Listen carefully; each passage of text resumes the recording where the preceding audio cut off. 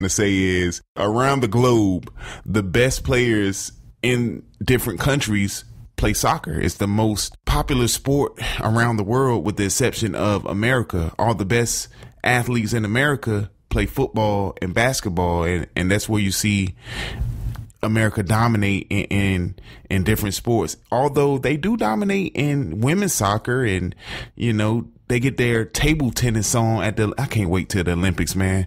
I'm just telling you, I love watching table tennis. I love watching archery. I love watching all these sports that I don't get a chance to watch during the regular, cycle of 4 years before the Olympics come.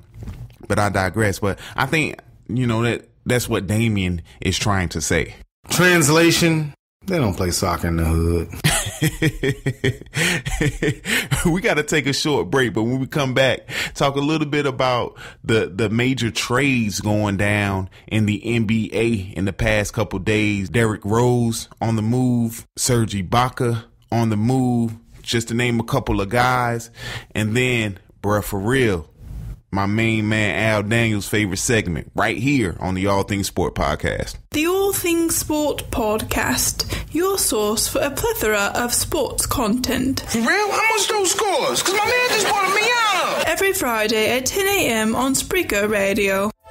Hi, this is Daimeon Banks. Thank you for listening to the All Things Sport podcast. You can also catch me on the Puff TV Morning Combo on Blog Talk Radio every Monday, Wednesday, and Friday at 9 a.m. Call 347-677-0956 and I'll give you Sports by Daimeon. What you ain't heard? Somebody done told you wrong, punk. It's the All Things Sport podcast with Daimeon Banks and Pierre Banks. Latifah, party's right here. On Spreaker Radio.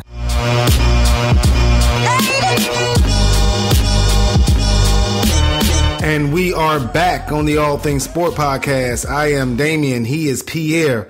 This portion of the All Things Sport podcast is brought to you by the We Are One Music and Business Expo, Saturday, September 10th, 11 a.m. to 9 p.m. at the Durham Arts Council. It provides artist showcase, music panels, press opportunities, new business planning, art exhibitions, and much more. Contact Banky Eubanks at 336-575-7295 or go to weareoneexpo.com.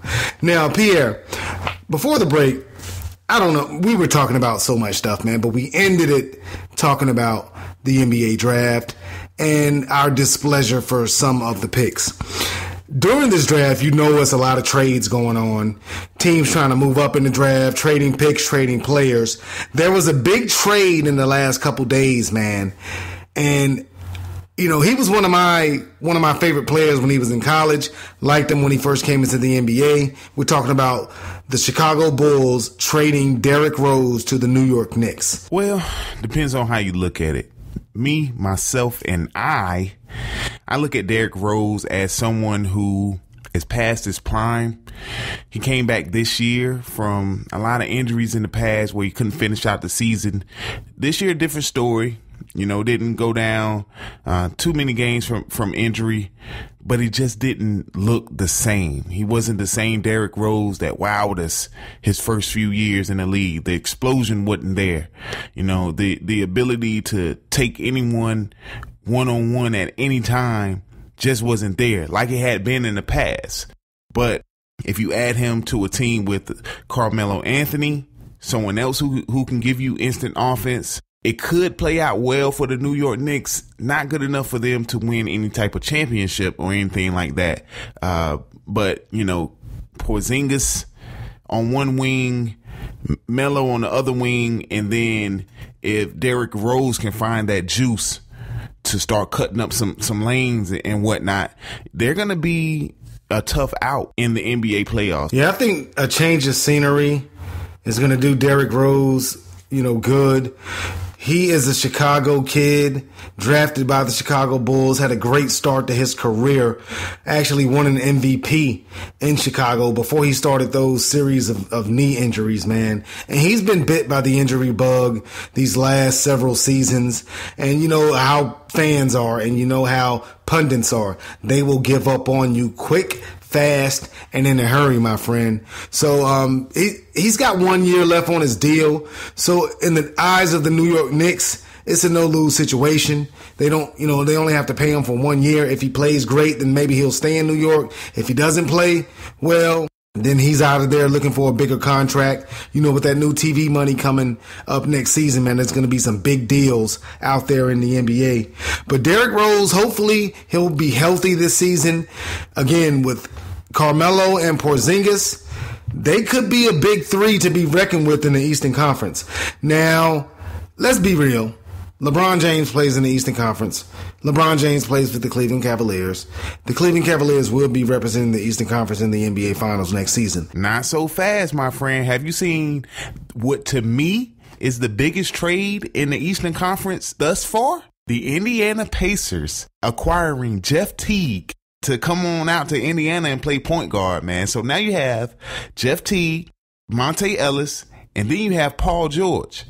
If that team can find a big body, if that team can find a post presence, they may be the team to beat in the Eastern Conference. You mean the same Jeff Teague that Kyrie Irving cooked in the Eastern Conference semifinals? It doesn't matter if Jeff Teague plays for the Pacers. Man. He doesn't play for the Cavaliers, and the Cleveland Cavaliers are going to represent the Eastern Conference in every NBA Finals until LeBron James leaves Cleveland.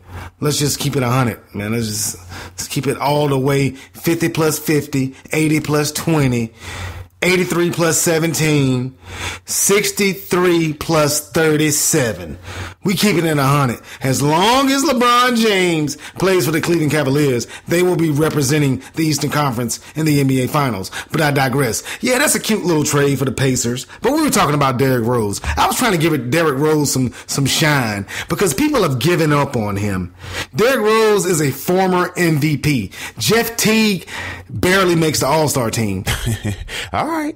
You keep overlooking those Pacers if you want to. Paul George, one of the best players in the league, oftentimes get overlooked, but one of the best players in the league today. Monte Ellis, Mr. Consistency. He has played terrific basketball the last 4 or 5 years. Then you add Teague to that lineup. I'm telling you, if they can get a piece in that center just to deal with Tristan Thompson and pull down some offensive boards, they're going to be a problem in the Eastern Conference. New York Knicks, again, I don't see them winning any championships or anything, but they're going to be a problem as well. They'll be a 50 win team. Are you saying the Knicks will win 50 games? I know it's early. Wow. But let me get my King Jaffe Joe Fur on and say that the New York Knicks will win 50 games. 50, Pierre. The Cleveland Cavaliers only won 57 games this season, man. Are you telling me that the Knicks are going to win 50 games, man? They playing in the Eastern Conference, man. It's not hard to win games in that conference. Okay. There are other trades that took place besides that Derrick Rose trade, man. And this is a trade that actually surprised the heck out of me. The Oklahoma City Thunder trading Serge Ibaka to the Orlando Magic.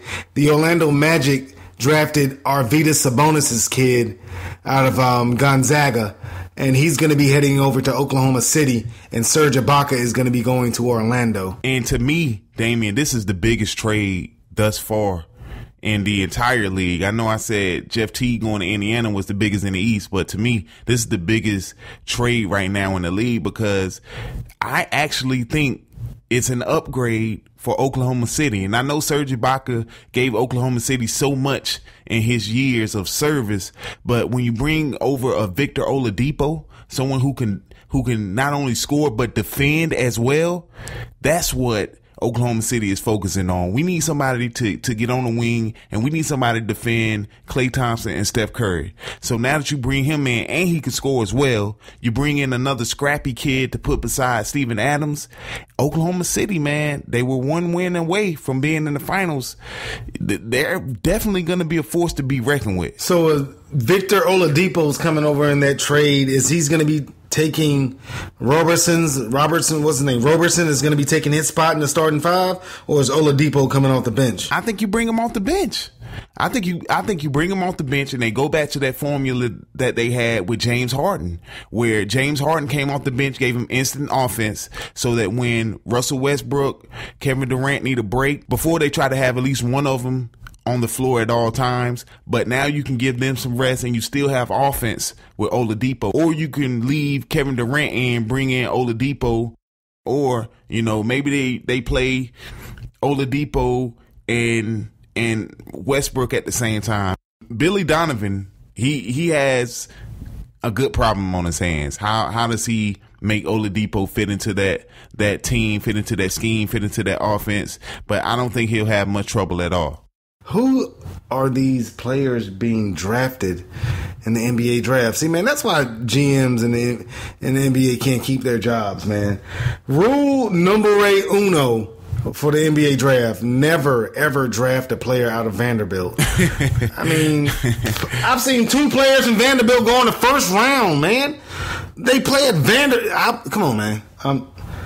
Rule number 1, if you're an NBA GM and you want to keep your job, don't draft a player from Vanderbilt. I'm telling you, man, the draft has gone down significantly since 2003, and I know it's not fair to compare all these other draft classes to a class of LeBron James, Carmelo Anthony, and Dwayne Wade, but I haven't seen a draft like those guys since. And again, the drafting all these young guys, you know, it's not doing anything for the quality of the league.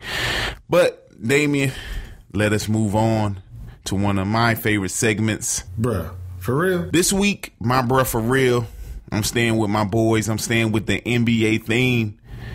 D'Angelo Russell of the Los Angeles Lakers. Bruh, for real? I've already given you, D'Angelo, one bruh for real for your initial transgression of recording Nick Young's conversation of having some extra relationship affairs on the side and then posted it to social media. Well, now Mr. D'Angelo Russell has done a Foot Locker commercial where he's giving Ben Simmons some advice, and Ben Simmons asks him, you know, do you have any extra advice for me, D'Angelo? D'Angelo asks for Ben Simmons' phone, chucks it out the window, and tells him, trust me on this. Bruh, for real? It's too early for you to try to joke about this. This is not something, and I know they say men don't hold on to things, but this is not something that we are going to easily forgive or forget. You just need to keep your head low, keep a low profile for the next couple years, and hope that you could be like Kobe and people just forgive you in due time. But as of now, you've done nothing to bring light to that situation again and try to sweep it under the rug. So know your role, shut your mouth, and try to win more than 20 games next year. Bruh, for real?